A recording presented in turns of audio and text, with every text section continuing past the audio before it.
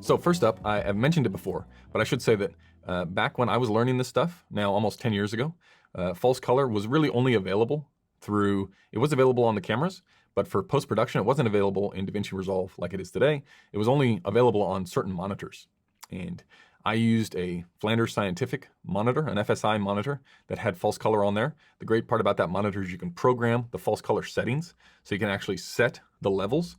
So it was much easier to go and run a couple tests and set the different variations in color to different stops. Now it's a little bit more expensive to do it that way because you have to get the monitor. Then you've got to get the computer set up to actually run the external images to the monitor. It's not crazy over the top, and if you're going to be working all the time, I would certainly advise in investing in external monitors. But again, that's just me. That's just the way that I learn. You can also make money on those things if you're in the rental business to rent those out to production.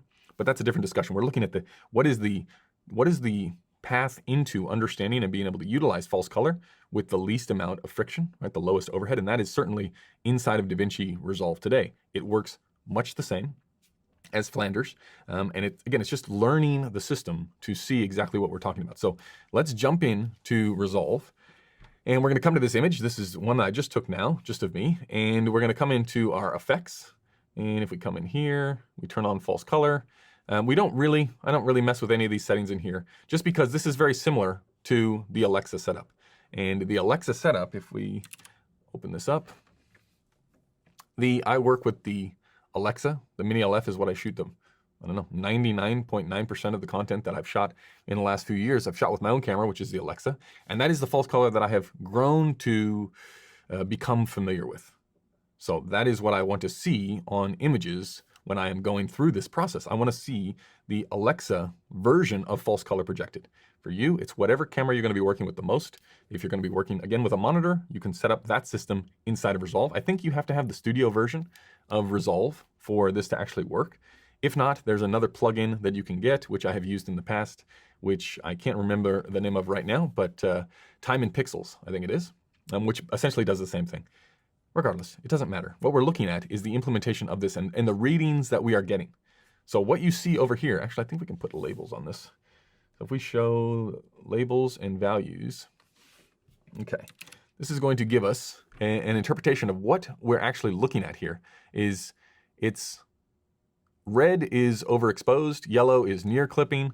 You've got your pink is one stop over middle gray, where this is where in a normally exposed scene. So if we were to be key at key, like we were in the light meter demonstration that we did earlier in that section, well then this is where skin would fall, right? And we know, I haven't done anything to the image.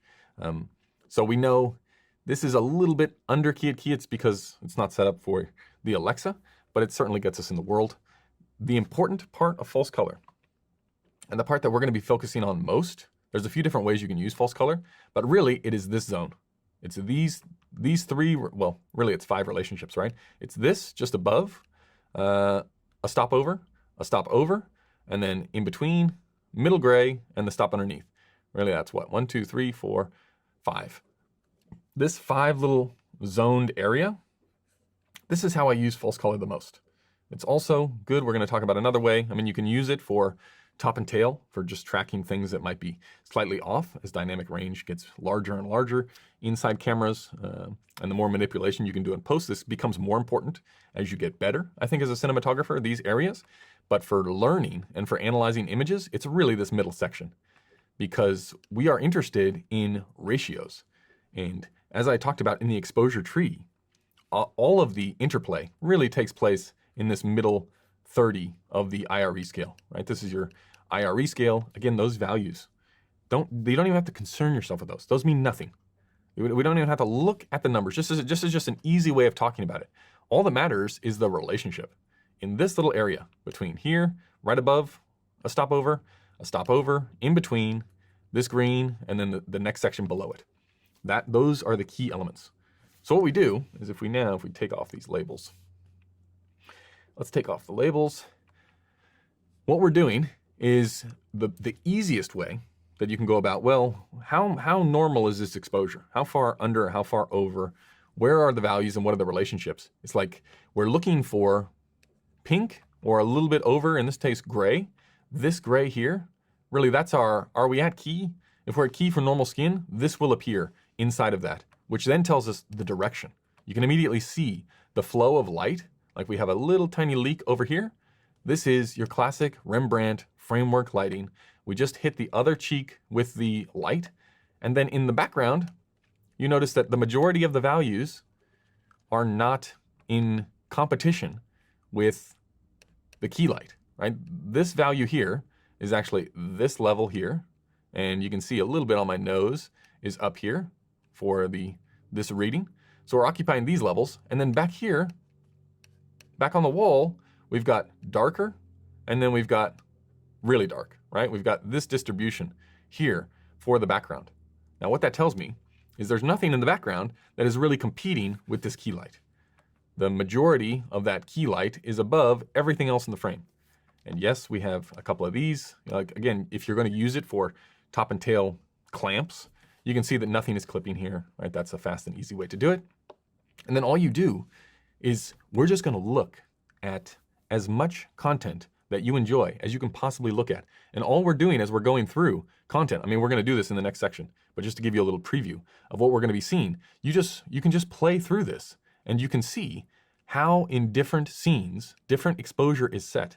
And so once you get there on set, on the day, let's say that, you were to come in and exposure is here, right? And you say, well, it's a little bit, what do we have to do to get it to where we want, right? Which is down here. This is the mood that we like because we've seen a whole bunch of different shots. We've seen a whole bunch of different footage, and we like this exposure for this particular project. I want it just above the green, right? I want my face values, my key values, just above the green.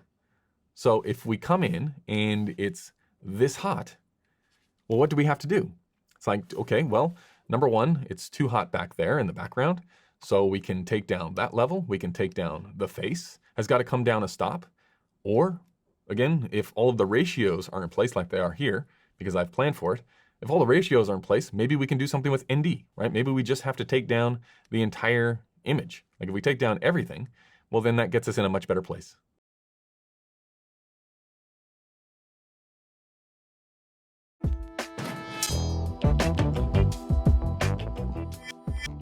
Right, so it's determining the value is in where are the ratios, and then with that information, how do we then go about recreating it? So in the next section, when we actually look at how to implement this over a series of images, it's like that's what we're looking for. We're constantly looking for this range, because what you can do, and again, I don't want to get ahead of myself here, but what you can do is we can use false color almost as a meter measurement system itself, like almost as you would use a spot meter.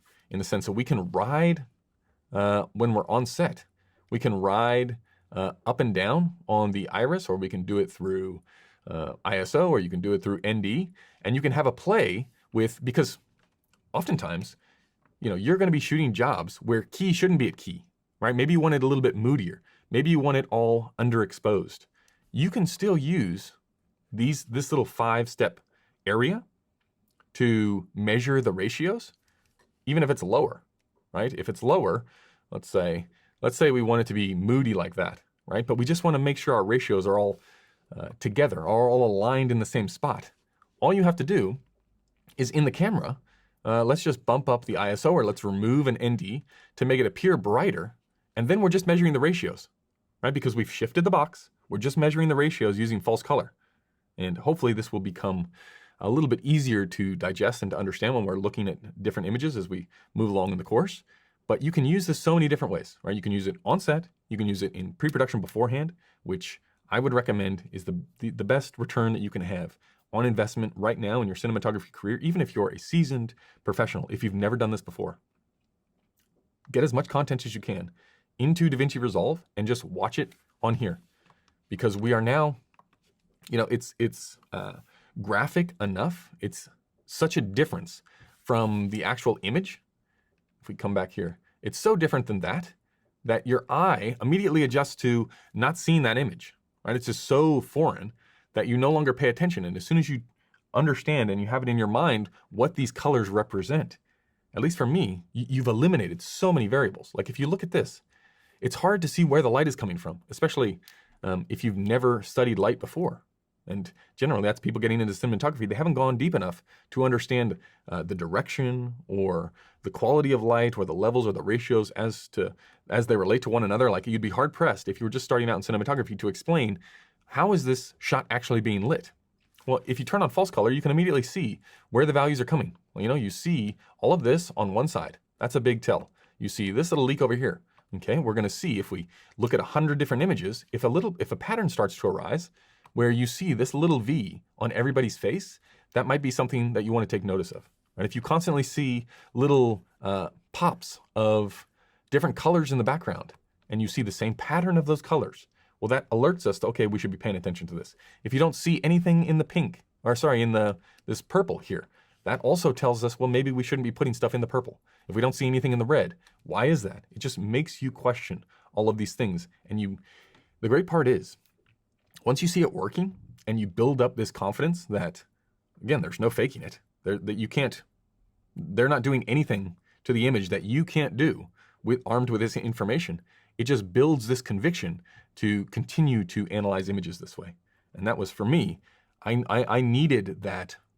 I needed that assurance that there wasn't any special sauce out there except for this. It's like if you do this enough, because once you stumble upon the idea of the framework, once you stumble upon this way of thinking about lighting and of coverage, it can be, you can self-doubt yourself saying, but surely other people, like there must be different ranges of exposure. I think about all the images that I'm drawn to, all of the great cinematographers. They've done things all their own unique and individual ways. They must be exposing 1,000 different ways. And it's not until you sit and do the work, which is why I say no one can do this for you. You have to go through this process and learn to see the world this way. And then the mask is quickly pulled back. And what is revealed is a very systematic approach to exposure. And using these systems, we can become so much more effective in getting exactly what we want. So again, this is not the full demonstration of exactly how we're going to use this tool. It's just the preview of this is false color. This is one of the ways to use it. And in the following sections, when we get into implementation, we're going to go through and just look at a broad range of images, and you're going to start to see this pattern develop. And my advice to you then is to get access to false color either through a monitor or through DaVinci Resolve and play as much content as you can on there. And then I've even gone as far as, I told you before, when I was starting out, I would just grab a still of this, grab a still of the reference image, and I would carry it with me. I would put it on my phone. Then if I'm on set, all I have to do is look at this. If I get confused, it's like, if it's looking too, let's come back here. If it's looking too, let's do less contrast here. If it's looking too flat, like it all looks the same back there, and I'm looking at my image going, well, it didn't look like that, right? There was more contrast. Oh, this is more contrast, right? And I don't know, the film sets are incredibly busy places where there's lots going on. It's very easy to get distracted. For me, I just needed to focus on very, very simple things, and false color through doing all of this back work all by myself when I had nobody needed anything from me. I could just be very calm and deliberate with my practice. You get good at getting this eye, and then you go on set, and all you have to do, the only thing you have to worry about from a lighting perspective is repeating that, and you know that your ratios will be exactly where you want them. That gives incredible peace of mind to then be able to explore other areas that can make such a huge impact on the final image.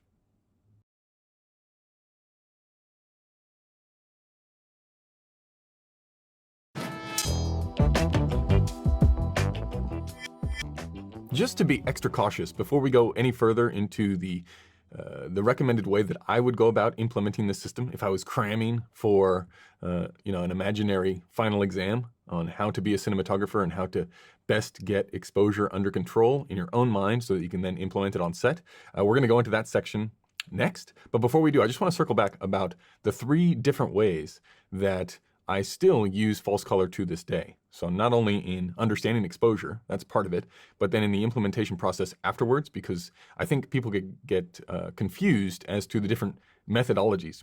for the different strengths that each system has. And as you progress and as you get better and better at understanding exposure, I think you're going to find the way that you use false color will change. So just to be aware of the different styles that you can use false color, both in the pre-production process, which I would associate with the understanding exposure or mastering exposure.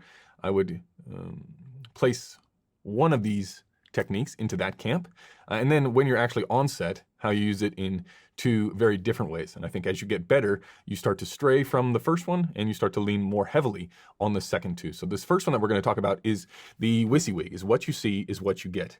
And what I mean by that is if we jump in here to Resolve and we flick on false color, right? This is just an image. It's somebody, they're outside. This is one that I shot. This is in Los Angeles here. And if we turn on the false color, we immediately see, I always like to keep on my, what I would classify as normal for me, not normal for other cinematographers, but what I consider normal. I like to get the skin, the key part of the skin, so the highest part of the skin, I like it in between these two values. Now that's technically underexposing the Arri Alexa sensor, but that's working with that specific camera in a very specific environment with a workflow that I know. So that is what I'm constantly going for. I'm looking for the highest exposure levels to be in this gap here. Again, technically underexposing the sensor. Why? Because that is the system that I have developed for the look that I like. I'm not saying that you should do that. I'm saying that you should run enough tests and go over enough images to decide where you like to place that skin tone. So when I'm on set, that is a way that I'm using false color of measuring that is not what you see is what you get. What you see is what you get is what I talked about earlier on the course, where if you aren't quite sure what you want to do with ratios and setups, the easiest way to use false color is what you see is what you get. In that, if you want to go out and reproduce this and you don't know how to do it, which is what happens when you're just beginning, all you have to do is take a still of this and then replicate those same values on set, right? So if we scroll through to another image, let's see, we flick this off, let's scroll through to another face. Let's see, what about this guy here, okay? Significantly more contrast, but let's say for your project, the director has sent you through something that you want to identify. It's this kind of ratio with this kind of lighting. You can see much flatter in the background, no practical on. How is the light actually being dispersed across the frame? The less you know, the more heavily you want to rely on WYSIWYG. So all you have to do, click on false color, you take a still of this. Now you can see this is for me, this is a stop hotter than I would normally place it, right? It's not near as muted, and there's significantly more contrast. If we're measuring the difference here, this is probably 5 stops of contrast difference between the two. So if we take that, flick it off, between there and this side, you can see it starts to get very, very, very dark. So how do you replicate that? All you do, print it out, take a shot on your phone, you take this with you to set, you just have it right there next to you, you look at it, okay, smush the values a little bit more this way, a little bit more that way. You are painting by numbers. That's the easiest way to do it. Is it the most flexible? No. Is it the fastest? Is it the most comfortable to do on set? None of those things. Is it, if you employ this method, will you be better at getting closer to the end results that you want than if you hadn't employed it? Yes, especially when you don't know what you're doing. So if I was just starting out and I was nervous or I had apprehension about a job coming up that was a big one that I wasn't quite sure what I wanted to do with the levels, and maybe the sets were expanding and the crews were getting larger, the first thing I would do is just lean on WYSIWYG as much as I could. Find images that I like, sort through them. Let's go through something else. Even here, like we've got this shot of just flour being thrown on. Maybe we're going to do some, I don't know, over the shoulder shot for product or something like that, and we're not sure where to set exposure for the hand. We know we have a project that we have seen where we like the exposure for the hand. Now, this again tells us nothing about the box, right? It doesn't tell us anything about the light levels on set. All we're concerned about are the ratios. And the ratios here tell us that this tiny bit of skin, that is the highest level of skin, is just cracking into the pinks, right? It's just in between this level. And if I know that, I know where everything else sits. I know not to clip anything, and you just paint with whatever is there. And it sounds obvious, but this is definitely a step that you can get away with it. I know because I have gotten away with it. Just like this. I have gone, man, there's this scene, and usually for me, especially when I was starting out, it was something that was dark, yet didn't seem flat. And for the longest time, maybe because I'm slow, it took me a long time to crack the nut that was, well, how does that actually happen? How do you not go too far over in one direction or another to still have that rounded feeling in the shadows and the depth in the shadows without overcooking it? And it took me doing this time and time and time again. And what you learn as you sit around on set after you've done WYSIWYG and you've put everything together where it should, is then you can start to go around and measure the values with your light meter. You can judge for yourself on set to see just what kind of lamps are going to be necessary to get you there. But the easiest thing to do is WYSIWYG. Find images that you like, and we're going to go through this process in the next section of looking at a whole bunch of different images to try and start to see patterns, because again, what we're looking for is we're trying to make it as dumbed down as possible, as little variables as possible. What do we need here? We need key, we need fill, we need, if there is a backlight, and then we need the background. What are those main blotches of color that we're seeing, and the distribution of the color? Because what you'll see, as a spoiler alert, is you're going to see patches of variance. And that patches of variance, while it looks at first, if you were to look at a select number of images, it looks as though it is random or by chance. But the more images that you look like, at least the ones that I like and I'm drawn to, the more you see that it's not random and it's not chance, and it just happens again and again and again. And without those elements, these shots aren't near as strong. So first way to lean into false color, WYSIWYG.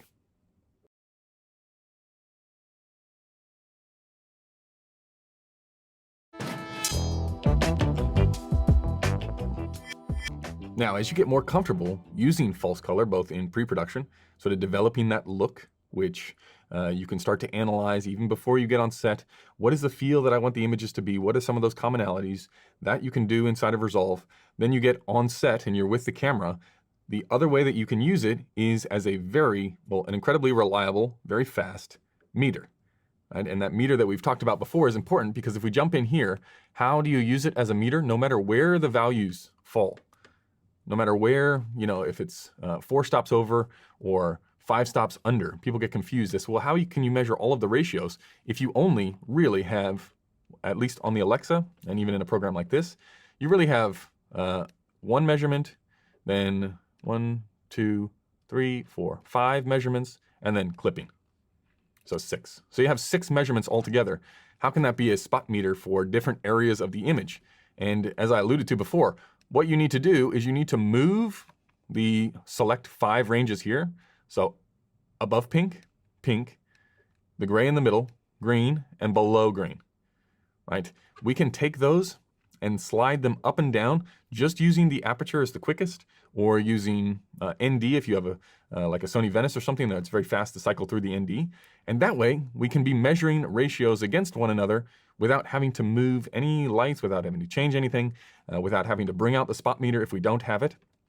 All you have to do is slide the aperture lower and lower and lower. And what we're looking for in that situation, and the reason this is beneficial, is we're looking for ratios that are outside of normal exposure. So again, it's a tool you're going to use significantly less than what I would imagine you would use the WYSIWYG system for. But on set, sometimes instead of having this scene, let's see, this is what I would call sort of a normal looking bar scene, right? We're going to have a key light. The key light's going to be a little bit brighter. Then we're going to focus all the attention here. But maybe we want to play things a little bit moodier, right? Maybe we want to play sort of this level for the star instead of this level. Well, that's going to be outside of our range, right? You can see all we have here is we've got a little bit of green and then we've got black. Maybe we want to be a little bit more fine-tuned with how the ratios are set. All we would do is open up on the camera or ISO up to then get this green to pink. And now we can measure more accurately the ratios around her with less light. So we would open up, allow more light to hit the sensor just for a brief moment in time. You can already see the downside of this. The downside of this is if anybody else is watching the monitor, all of a sudden everything gets brighter for some reason, which is why it's always good to have your own feed to your own monitor to be able to pull this off so no one else freaks out when all of a sudden the bar scene goes from being very dimly lit to incredibly light. But this is something where you're cycling very fast to it. You're seeing, okay, we need to bring up the fill just a little bit because now I can see all 5 of these areas rather than just having one drop down until clipping. Right? That's not very useful in terms of information. Now, the other side of this argument would be, well, if there's only 5 elements in here, that this is really the important range for this technique. If there's only 5, why don't I use a system that just keeps adding more zones? In my experience, the least amount of zones, the better, because it's less complex. It's less things to look at. False color is defeated if you have a box with a different color for every stop. At least it is for me. I need basics. I need, in the panic zone of a film set, when I can't remember what the inspiration was, I can't remember what the reference images were or what the mood is, and all of the lighting outside of the set is crazy and it's not controlled and it's affecting the monitor. I need just give me reliable, basic information of middle gray, and then I can make all of the choices off of that, right? Because that's 90% of the images are going to be based right around that zone, and I don't want 10,000 colors on here, or else it starts, if you have too many colors, it ends up looking like the image, and then I'm confusing myself further. So I will still be able to use those 5 zones. I just move them up and down the image as necessary. And the use of this drops off, again, if more monitors are sharing the same image, and you don't want to spend very much time there, or else other people, like your lighting team, will start to make decisions, and it will go down a very wrong path. So it's just something to keep in the back of your mind. Another way to use it is to use this spot meter technique so that you can find different zones that maybe aren't around middle gray naturally in the scene as per the box that you have defined for it, but you can shift that box up and down very quickly to shift those 5 stops very quickly.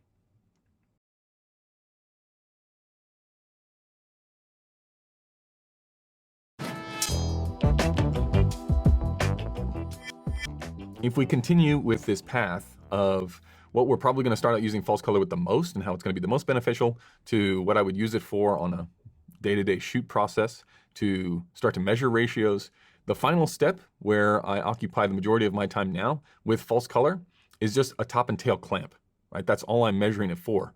And this can be useful in a number of different scenarios, but generally it has to do with lighting on location where monitor viewing situations are less than ideal. So it's either really bright outside or you only have access to a very small monitor. These types of location issues and speed issues, if you're having to work very, very quickly, these can save you. And that's just another way that you implement false color just by using the top and tail clamp. It's like if we jump in here to this shot, something like this. I'm going to, let's see, on a top and tail clamp, if you turn on false color, and this, instead of being pink, this is red, right? All you do is move it down. Let's say you can't see, it's outside, it's sunny, can't do anything. I would just turn on false color and leave it. Sometimes in horrible viewing environments, I'll just turn on false color on the actual camera itself and leave it so that I can operate. Because you'll get so much glare on the monitor, or you'll get so much light pollution if you can't access the eyepiece, like if you have to operate on your shoulder, but for some reason you can't access the eyepiece. I have done multiple scenes where you just leave it in false color configuration because at least it forms an image of a person that you can see. So in this situation, I probably wouldn't because it's sunset, right? You're not really worried about a clipping environment. What you are worried about is clipping to the downside. So I would be monitoring here and saying, okay, well, it looks like there's a tremendous amount of clipping here. It's probably not the case, right, in real life, because there's going to be so much more latitude before you actually get to this point. So something like an Arri or any modern day camera, you wouldn't see this much clipping. This much clipping happens, which is another point I should bring up. This much clipping you see happens because the stop distribution in the delivery container gets so much more reduced. So it's not near as steep a cliff on the majority of cinema cameras, so just something to be aware of. But if I did turn on the camera and I saw this, I would say, okay, I need to open way up. Right? We need to get way more light on the sensor. I don't need more sensitivity. I need more light on the sensor. I need more light in the buckets because that is what is affecting this drop off of a cliff. So the clamp system is really just flick on, flick off to, once you get used to these exposure ratios, the values, once you want to work a little bit more freely, still the idea of just double checking, because you never know on the monitor. You might think, I've been in situations where you think, okay, it's definitely there. There's nothing blown out. There's nothing clipping in the shadows. And then you just flick to it, and maybe you have set the box incorrectly. It's like that last check, that last second check to say, did I get all of my settings correct in the box, to make sure that whatever is on the monitor is actually normalized. I know exactly how much light is filling up the photo buckets because I've set everything up correctly. If I haven't, this is just one last way to check. And especially in fast moving environments where you know things can be manipulated so easily, it's just that one thing to check, which is probably, I spend the majority of my time now in this mode of flick on, flick off for last minute checks, as opposed to dialing it in just perfectly for somebody else's levels. I find using this technique significantly more. But these things in my career have followed a progression of heavily relying on the beginning on WYSIWYG, then relying on the ratios to a certain extent, and still dabbling in the ratios world now just to double check things for speed, to finally definitely using it for a top and tail clamp. If I am at the camera, if I'm operating, I definitely flick on and flick off, especially, you know, in different environments. If we scroll through to, let's see, to a situation like this, where if we take this off, a really, really contrasty scene. I'm looking, is there anything in the shadows clipped? Is this window clipping? It's okay if I want it to clip, but is it, like, very, very quickly, button on, button off? And if I don't, for some reason, want this to be the case, well, then I know, okay, we have to put something up there, or we have to add a little bounce in that shadow area so that we don't do that. But those are like last minute fixes, as opposed to developing the look, which comes from understanding exposure in the WYSIWYG process.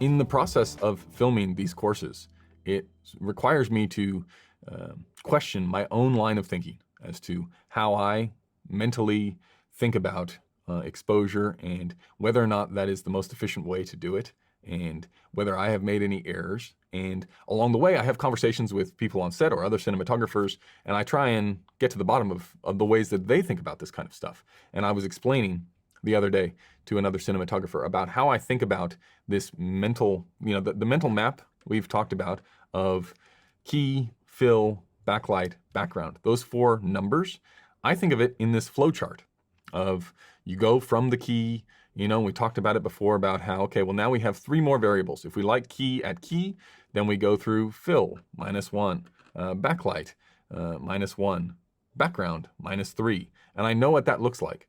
But some people, especially this individual, they didn't like the concept of this mental flowchart. So I was trying to think of another way to say it, and their sort of aha moment was relating it to attributes in a video game. And when you have attributes in a video game, I'm sure many of you will know this if we jump in here, you'll sometimes see characters will have certain pros or cons that will be measured in this charting system. So you can imagine here that this is the key here. We've got key, fill, backlight, background. And hopefully, if you're out there and maybe the mental map isn't doing it for you, this can give you a better understanding, a better way to represent things as you think about exposure values. And for these figures here, you can imagine that going from this set here will apply like this. So this will be, what, +4, 3, 2, 1, key, -1, -2, -3, -4. That's for the fill. And then it works in the opposite for the backlight. So backlight +4, +3, +2, +1, all the way to -4, right, that way. And the same will go up here. So if you had something that, let's say you liked key stop over, and you liked fill 2 stops under, and you liked backlight 3 stops under, and you liked background, right? You get this pattern, like this diamond pattern that starts showing up. And for him, it was just easier to convey that these are the only real elements that you're moving around. And as you do that, you can start to then visualize the results based off of these patterns. And if you then think about, well, memorizing these patterns, I like this diamond, or I like that diamond, or I like these squares. And you can then just make it easier for you to try and remember, okay, what are the elements that I need? How do they relate to one another? And then how can I repeat them over and over again? Like, what shapes do I enjoy the most? For people that maybe aren't as I would say my technique is much more linear. I'm just able to think about the line and memorize the line as opposed to needing other shapes or other systems. So these are not the only two ways to do this. It's just I prefer my way because that's the way that I learned it, and that's the way that I have continued to beat it home in my own mind so that it sticks with me, is this flow chart. And when I see the flow chart, as soon as someone starts talking, I am going through that and just axing off ideas rather than adjusting parameters. I'm getting rid of a whole host of things that don't apply because I know, okay, if it's going to be a light and bright commercial, I'm probably going to go key +1. So if the key's +1, then that cancels all the other elements that are outside of that. And now if I have key +1, then I know I'm not going to go fill 3 under if it's going to be something that is light and bright. I'm going to go fill at key. So now I have +1 on the key, fill at key, and then the background is probably not going to be 3 stops under on something light and bright. So that's how I think, as opposed to manipulating all of these results this way, but it's just another way that someone else had sort of grasped onto the idea of, okay, I see the potential for being able to cycle through these things, but I don't want to use this chart technique. I want to use something else. So you can come up with whatever system it is that you desire, but it's a way to represent the 4 different values at any given time frame. And the way that we're going to extract value from this and sort of push it into your mind so that it becomes the foundation for your decision-making process is in the next section, where we're going to get into the implementation of how to learn this, how to set up the light meter test and all of the results, how to catalog those results, and then how to go about making those decisions for your own taste so that you can essentially never have to think about this stuff again.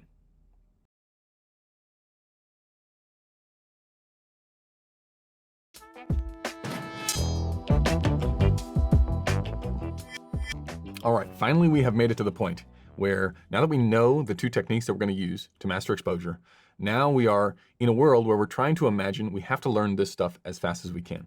And even in the real world, even though there may not be a time crunch that says, oh, you have to learn this stuff by a certain day, I would argue that the quicker that you learn this, the quicker you're going to get better results, which allows you to get more jobs, which allows you to become a better cinematographer because you have more opportunity to express yourself and to try all these things. There's no reason to delay this process. So we're going to look at what is my recommendation for the fastest way to gain the most amount of information out of the 2 techniques that we have at hand to be able to propel you to becoming a better cinematographer.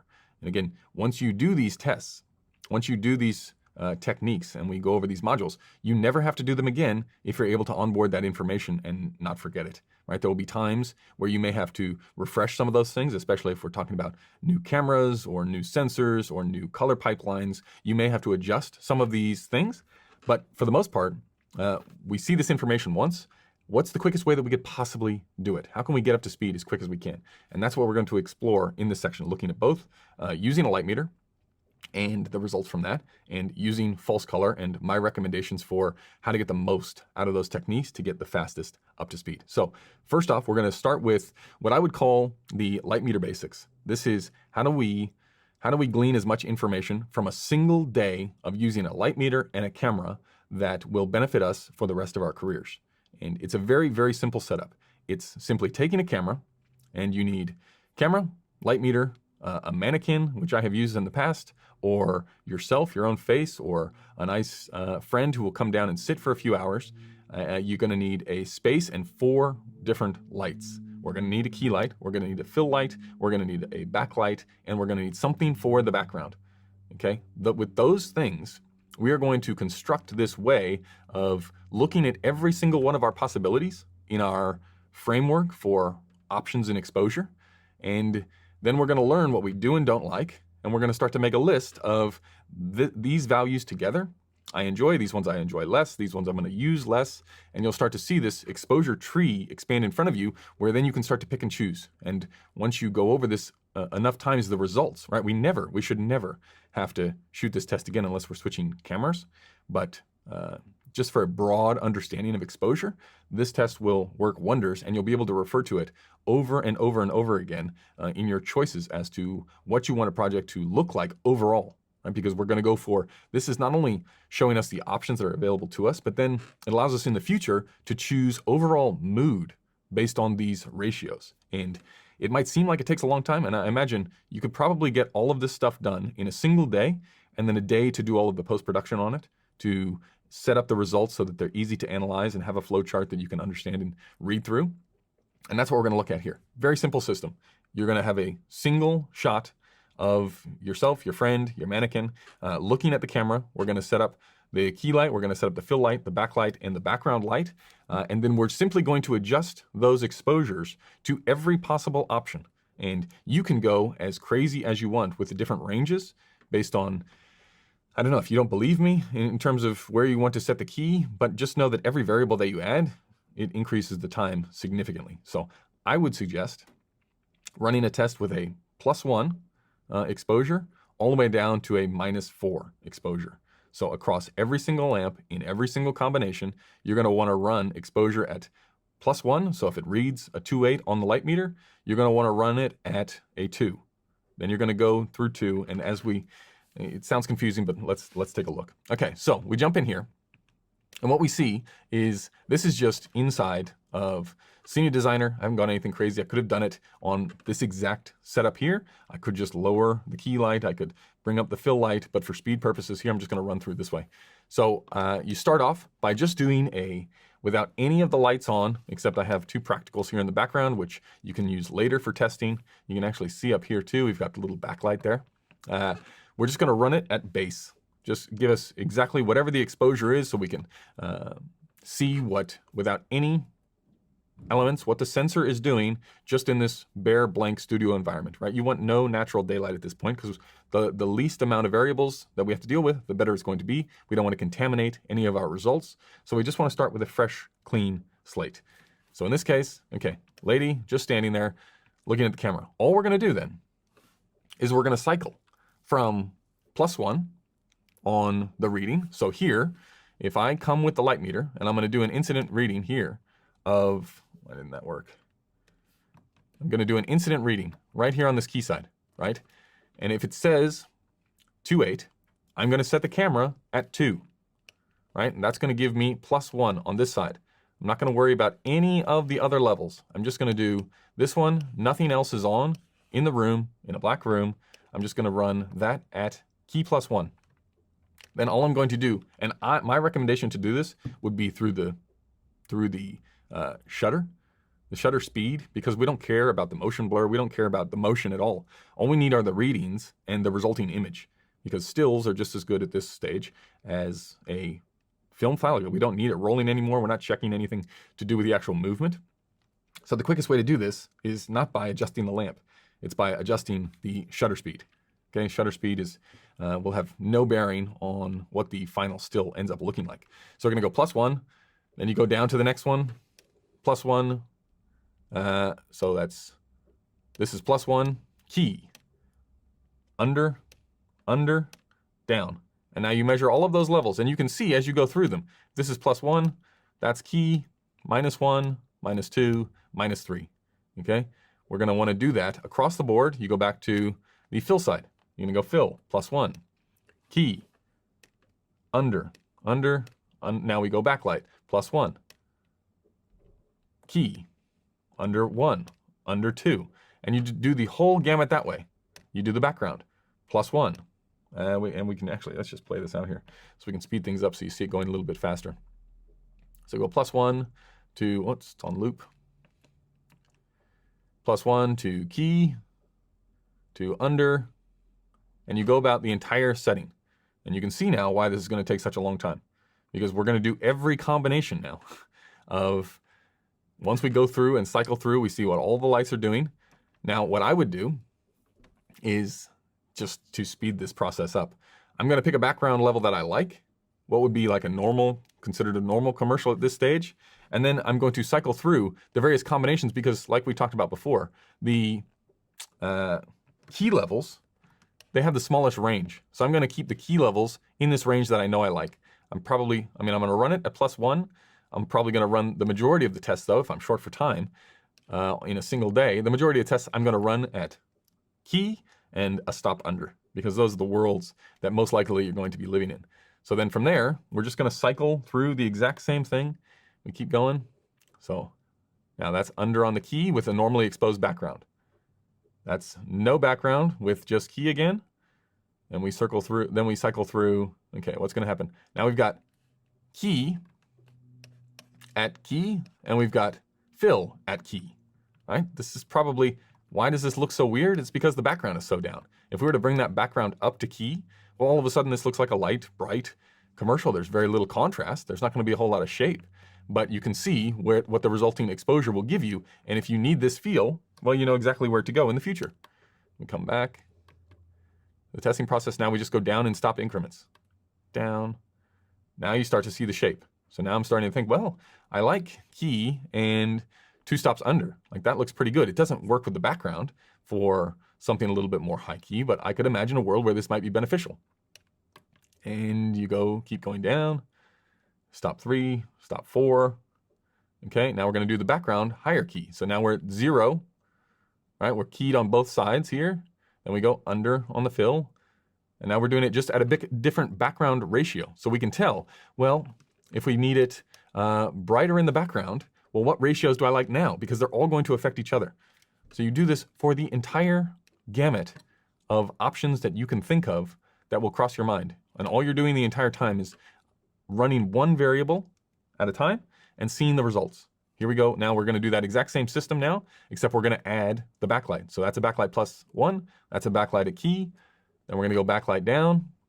That's 2 under. That's 3 under. Okay, so what we're doing here is then, let's see if we can make this bigger. We're just going through and saying, oh, you know, I like that. I like this overall image. This is a good feel. I don't have to worry about this ever again if I need this feel. If I'm cycling through with a director for saying, okay, you know, because some people will say high key or some people will say moody, but what moody are we talking about? Because if we can set up a mood where, let's get out of this and come back here, where this might be moody to some people, but if we go and run through the test, let's keep running. We'll go to where the background gets, say, 4 stops under. Oops, what's going on here? Here we go.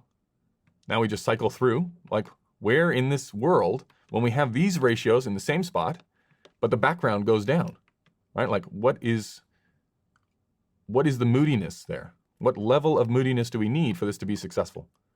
So here, sort of, that's probably stop under. That's 2 stops under now. You start to get, that white wall becomes much more gray. Again, like, okay, this feels, maybe it's this kind, well, let's go one more. Okay, maybe it's this kind of mood.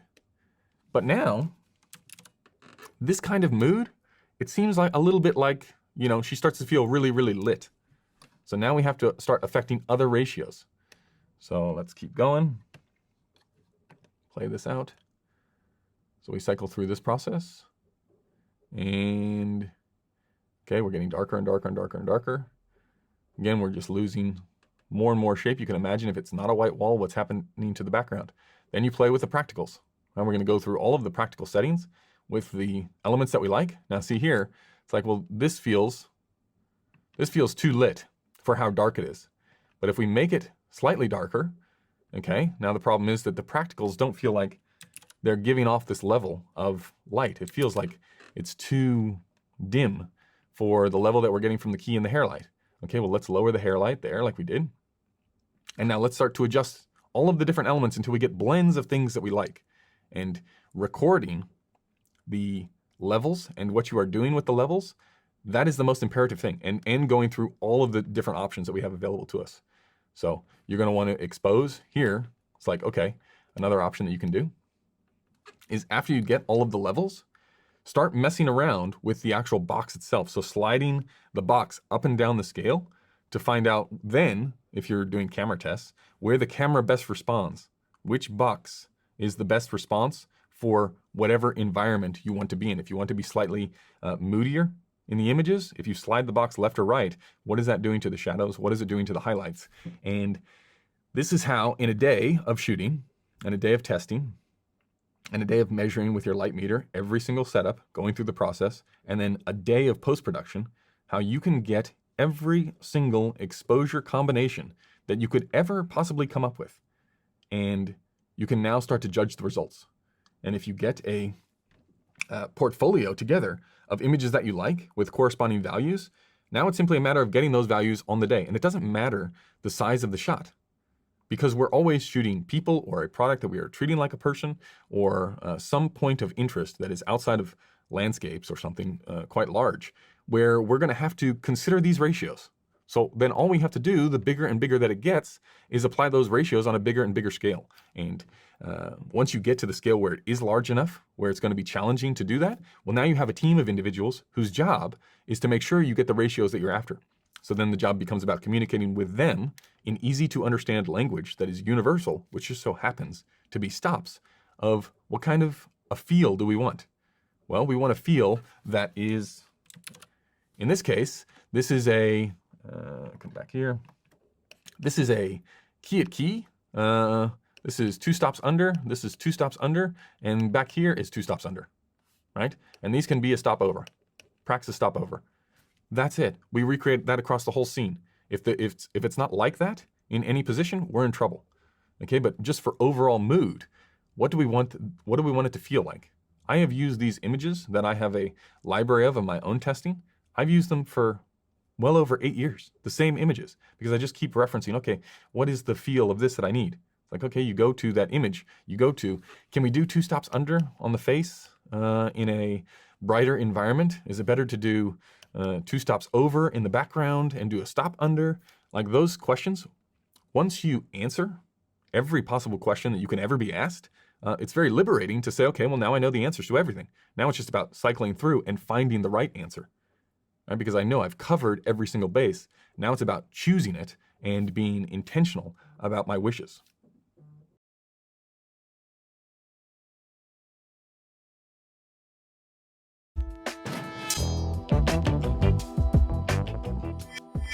I realized after I finished filming the last video there that it would probably just be easier to take you through what the setup was exactly for those light meter tests, just in case you're new. You may not be familiar with how to set up one of these tests or the instruments that I was talking about, so I'll just briefly show you what this might look like. Now, the thing to remember here is that none of this actually matters. Like the lighting fixtures, it doesn't have to be a 12 by 12 frame, it doesn't have to be a 4 by frame. You don't need X light for whatever the backlight is.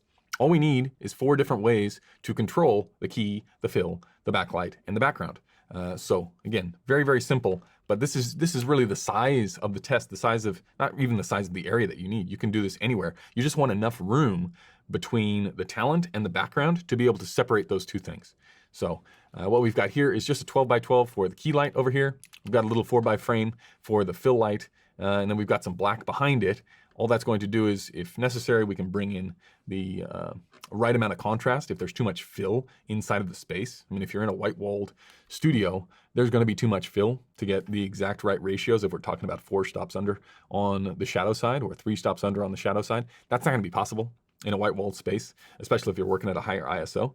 Then we've got a backlight. I always like to have the backlight a little bit above. This is, completely up to you in terms of creative look-wise, but I like it a little bit from above. Number one, because you can always fit a backlight in from above a little bit easier than you can from the side, especially if you're shooting anamorphic. I find it easier to fit actually on practical sets from above, so that's the way that I like to analyze these images. In the background, we've got the practicals, and then there you can see up top it's a big panel light up there in the roof, but you don't have to have that, right? I wouldn't use that for my own tests as well. I just use it because it's in Cine Designer. The only thing that's important to remember is that we need to be able to control at least a large portion of the background. It doesn't have to be the full background. Like if you want to have a slash of light because all you have is a 1x1 panel and that's all you can work with, that's better than nothing. We just need the ability to overexpose the background by, say, 3 stops or 4 stops or however high you want to make that ratio. Just remember that every single variable that you add is going to increase the test by quite a bit, because we're going to have to do A/B testing at all the different values of all the different lights at +4 for the background, at +3. So every time you do that, you're increasing the number of shots by quite a factor, right? It grows exponentially. So this is the setup, nice and basic. Again, I would put some practicals in there just so something remains constant, so you can have something in the frame that will always be there that you can begin to reference. But this is it. It's really basic, really simple. Do the test with what you can, not with, it doesn't have to be Hollywood slick at all. All we need are the ratios to be correct. So all we need are for those light meter measurements to be accurate. And then from there, that's when we can start to build this repertoire of looks that we like and don't like, and that's going to help us moving forward.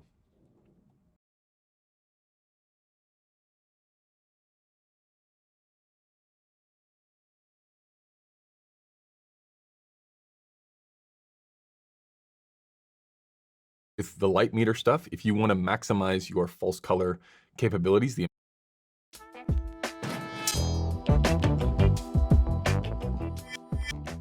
I think it's important that you start with the light meter stuff if you want to maximize your false color capabilities, the amount that you can take on board from false color, because what we ideally want to be doing is we want to be doing two things at once. We want to be learning how to expose using false color in the what you see is what you get methodology. We want to be learning pattern recognition of images that we like. At the same time, though, we can be doubling up on our skills to be able to identify the distribution of exposure, the distribution of light inside of a scene based on our likes and dislikes that we find in that light meter testing day, and then the subsequent day to go through and catalog the images in terms of what are the repeatable patterns that I enjoy the most? What are the ratios that I am immediately drawn to? What do I not like? And then can I take that information that I have, now that I see those ratios that I do and don't like, can I take that and apply that to other scenes, to other stills, to other footage? Because that is going to only make me a better cinematographer, right? It's not just about false color. It's about applying what we learned in the light meter phase to the false color images. And that's how we start to really ramp up just how much we're going to be able to take on board. So now we're going to move into the false color. There's a few different ways that I would use false color to maximize the time that we spend there. I spent years in the phase of just content consumption via false color. So all I would do, again, I had a external monitor hooked up, a Flanders Scientific monitor hooked up to my laptop just as a secondary monitor, and I would watch with false color on show after commercial after commercial. I would find things that I like, and I would watch them through false color. I would watch them not through false color and start to identify some of the stop values, at least what I thought they were, and then I would test myself using the false color. So I would go through blindly and say, that looks like a stop over, that looks like 2 stops under in the background. I would check with false color, and the better and better I got, the more comfortable I became with being able to recognize these patterns. But to start, we are going to be looking at just pattern recognition. This is where I would suggest that you start. Just pattern recognition. What are some of the things, much like in the light meter day that we had, where we're looking for things that we're constantly drawn to? I would start out with just pattern recognition of false color mappings, readings, that we are constantly drawn to. And there's a couple of different ways that you could go about doing it. This way was not available to me when I was starting out, but I would certainly do it now, which is I just want to get exposure to lots of time looking at images that I like. So how do you go about finding lots and lots of images that you like? Because the more images you can find with the more variety, the greater the bed that you are going to lay, the greater the foundation that you're going to be able to draw on in the future. You really get to pinpoint exactly what you do and don't like. And that's what we're doing in this pattern recognition phase. And the way that we're going to do this is, well, there's 2 options, really. So let's jump in here. This is ShotDeck, which is just a catalog of different images from films and from music videos. And as a resource, it's incredibly powerful. Why? Because they have taken a lot of the work out of going through and comparing different images from different films, different styles, and this will allow us to really speed up our pattern recognition. What I would do here, the fastest way to go about this process is, I think, to filter. I mean, you can filter by a number of different things, whatever it is that you're looking for. But I would say by shot size is the easiest way for me to think about finding ratios and finding balances that I like. I mean, I can immediately start to be drawn to certain elements in these frames. And what I want to do now is, if I have an external monitor hooked up, if I happen to have a way to output to a small HD monitor or to a Flanders monitor, any monitor that has false color that I'm going to be able to read off of, I would suggest just turning on false color now. And what that does in this whole group of images is you can now start to, again, recognize certain patterns that come up again and again and again. And that is a powerful thing. If you don't have that option available to you, what I would do is the exact same thing. It just involves one more step. And that step is just taking a screenshot of these patterns. Like, we're not talking about just single images. You can go through here, you can set up a free account, you can have a trial access, and just select, I don't know, let's say we wanted to do, let's do digital, then let's do, where's the optical format? Let's do anamorphic, and we've got our medium shot. Okay, we're just going to pick something that allows us to get a mood, and medium shots I only choose because that's essentially the size that we were looking at for the light meter test. So you just come in here, and all we're going to do is take a screenshot of this, and what that ends up looking like, if we go from here, let's go over to false color, or let's go over to resolve, right? And I have done one of these before from my own boards, and now what we're looking at here is just a screenshot. And we're going to be able to flick on false color and immediately be able to recognize some patterns that are happening. If we take that off for a second, you can see, okay, there's certainly, I mean, I have an aesthetic that I'm drawn to, the pattern that I like, the number of stops. And what I would do, first off, is I would try and test myself. I would try and say, okay, what do I think here the false color is going to be? Right? What is the read? I think that is probably under key. I think we've got a little bit back there that's probably 2 under. Then we have here, these are definitely probably 2 over. And then that back wall is probably 1 over. And I'm just going to go through all of these, testing myself, saying, okay, what are the shapes that are making this up? And like I said earlier in this course, thinking about it, not even looking at the images, right? Not trying to see the shape of people's faces, not trying to recognize the actual objects that are in the image, but almost like you're looking through the image, right? Imagine the numbers floating across the screen everywhere, like here. This is going to be -1, just thousands of -1s all over this exposure. And then in the background, you've got -3s all over there. Like, again, I think when I think about it, I think looking past the image, so it becomes blurry. Why? Because then I'm not focused on all of the individual elements that make it up. I'm looking at the bigger picture of what's the exposure values that create the shapes that we're looking at, right? There's a very predictable pattern to creating this look on someone's face. And all that is the exposure of the face. That roundness that you feel in a shot like this, that happens because of the light levels across the face. Same here. So I'm just going to go through, I'm going to try and test myself as I get better and better and better. And then I'm just going to switch on false color at the global level. And what I'm looking for now is patterns. Like if I've gone through Shot Deck and I've collected, I don't know, 100 different stills of people's faces that I like, what am I constantly seeing? Right? Well, I'm constantly seeing that there seems to be this ratio that keeps showing up of 1 stop over and 3 stops under on all the guys' faces. 1 stop over, that's probably 1.5, 2 stops over, and then 3 under, right? That's what the black would indicate. And I just keep seeing that. I see my little highlight down here. I see 1 stop over, no 3 under, right? This is, that's at key. So very little there. Here I see, again, a lot of contrast. I see maybe 2 stops over there, and I see down here, I should probably change the color of the pen so we can actually see what I'm doing. Let's see, yellow, that's a little bit easier. On all of these images, these are all very similar in exposure. That tells me something. Okay, well then what is the background doing? What is the pattern on the background at this stage? Are there competing elements? Is there any red? Is there any yellow across the frame at all? Is there anything up there in those highlights? No.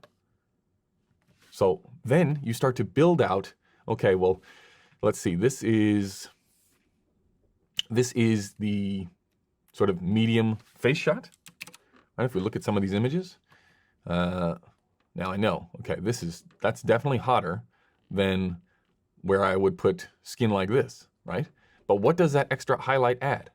If we just flick on false color again, okay, now maybe that's 2 stops over, but then the meat of the face here, where we don't have, where that blend comes in, is just a key. And then over on the shadow side, that's again, 2.5 to 3 stops under. This is the constant thing that we're picking up. And what about the background? Again, there's variance back there. So this is my world. I'm building out a world of face shots, sort of this medium shot. Okay, well then from there, let's look at all of the other angles. Let's look at wides from a wide variety of cinematographers, from a wide variety of projects. At this stage, all we want is exposure to many different styles that we enjoy, because it takes a lot of work to go through and get specific scenes from films that are actually good. It takes a lot of work to go through and watch all of those things. It takes a lot of time as well. This is just like if I was going to expose myself for the first time to these ideas and try and get my head wrapped around finding these patterns, and then being able to recognize the patterns with and without false color, you're just looking for mass amounts of data.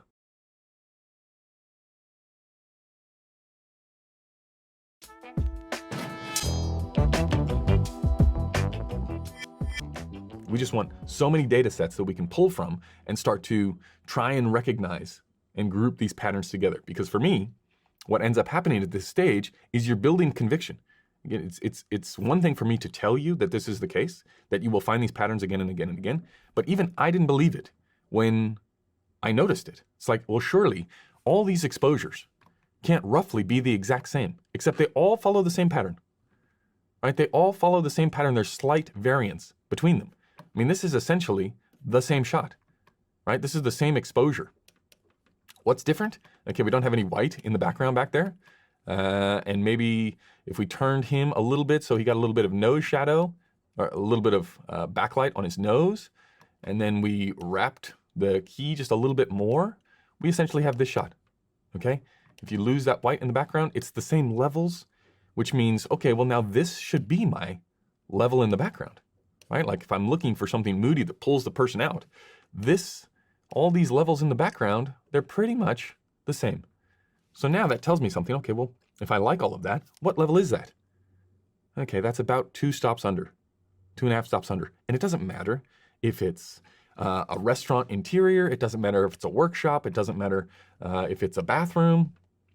None of that stuff matters. I just need to make it smoosh into there. And if I'm not very good at cinematography and I can rely on these things, well, that allows me to get better on set because I can focus on other areas that I'm not good at.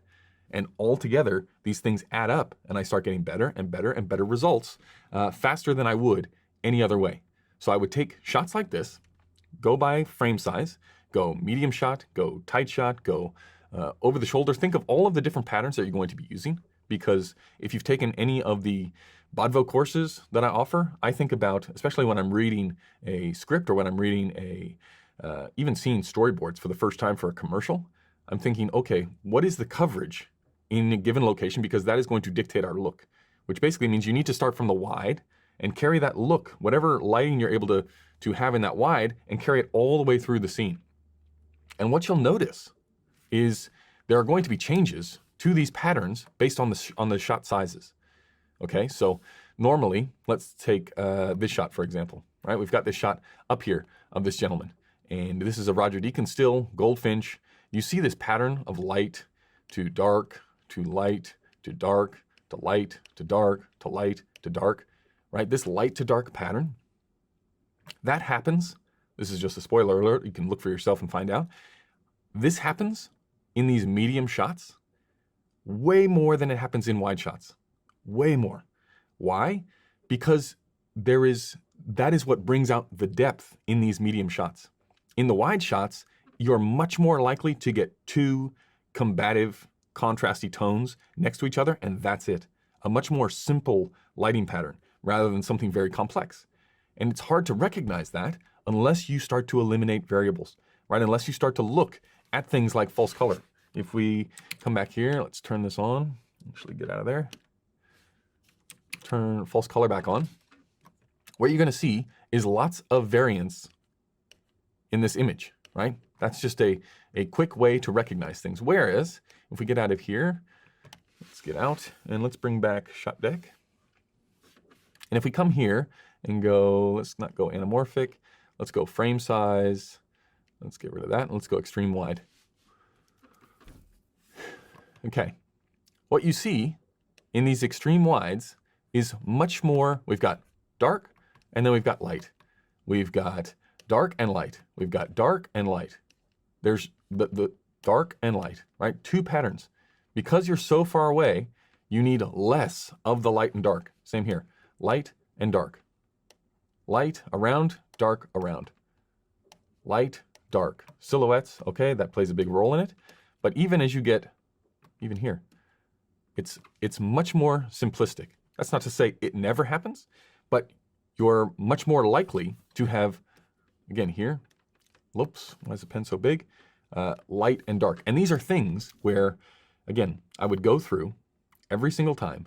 And what we're looking for in the false color is patterns that we can rely on. patterns that we can come back to time and time again and say, this is successful because we're doing X and Y. And in the case of extreme wide shots, it's like, okay, well, imagine this shot here. All right, let's just go closer on this shot. Imagine this shot here. What is going on with the pen? And we have this light coming through here, and let's say, what is this, Dune? Yes. They stop here, and these people are going to have a conversation. Now, if we have a conversation that is, say, let's go to this size, right? Back and forth between these two.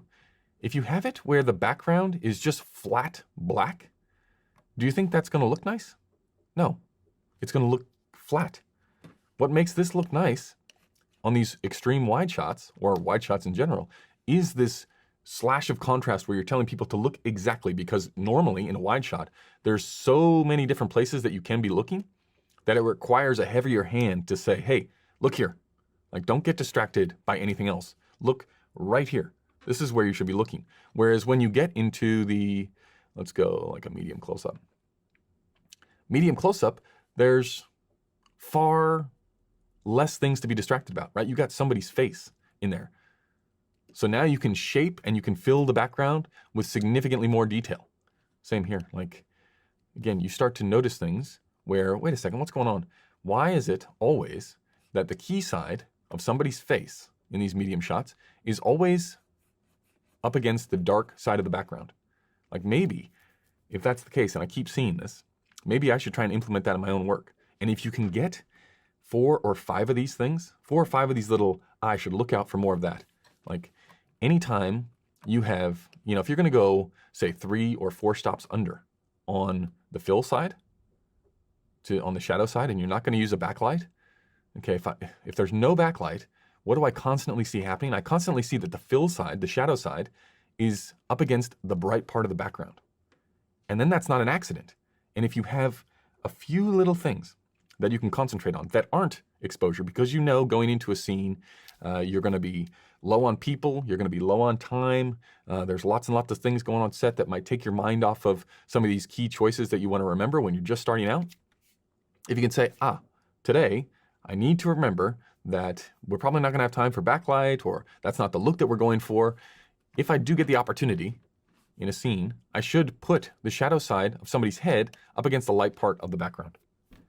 And those little jumps, you'd be surprised just how fast those add up, and it becomes second nature. You don't even have to think about doing that. The more and more that you are exposed to it by looking at these images on something like ShotDeck, because you're going for such a broad range of things, recognizing the pattern, and then saying, I like this pattern, I'm going to implement this pattern.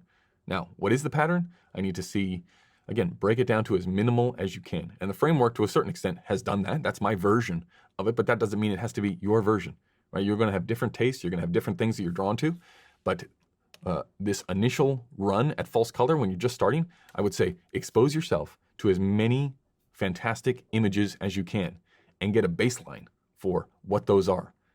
Now, if I could give you just a little heads up as to what you might see, you're going to see, let's switch back to Resolve. You're going to see that, come out here, let's go bigger. You're going to see that 90% of the images are in this little triangle that we talked about, right? The exposure tree. It's all going to happen around there. So I tell you that in advance. It's your job to go out there and figure it out for yourself and see and start to determine what images you enjoy. And then in the next section, we're going to take it a step further. So, okay, well, now that we've seen those patterns, then how can we start to build this out and make it even more effective for our time when we get on set?